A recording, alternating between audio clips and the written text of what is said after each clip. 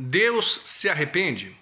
Bom, eu estava lendo o livro de Jonas e quando o povo de Nínive inteiro se converte, se arrepende dos pecados, diz que Deus se arrependeu do mal que iria fazer a Nínive.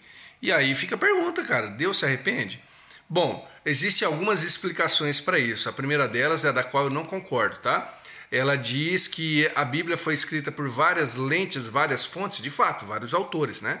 Mas que eles não são uniformes, eles não concordam entre si.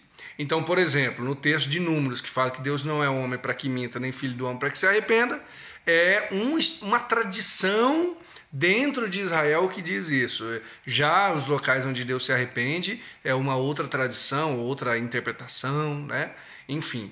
Mas eu creio na inerrância das Escrituras e, portanto, a Escritura concorda entre si. A primeira regra de hermenêutica, de interpretação da Bíblia, é que a Bíblia interpreta a própria Bíblia, tá? É a regra de ouro, fundamental e tal. Então, como entender isso? Uma das possibilidades, é um antropomorfismo de Deus. O que seria? Que Deus assume formas humanas, não em Jesus necessariamente, mas no sentido do Antigo Testamento, em que é colocado em Deus algumas coisas do ser humano que não necessariamente são assim, mas são explicadas dessa forma. Por exemplo, Deus tem sentimentos humanos, então Deus se ira, Deus tem alegria, Deus se entristece e, portanto, se arrepende, né?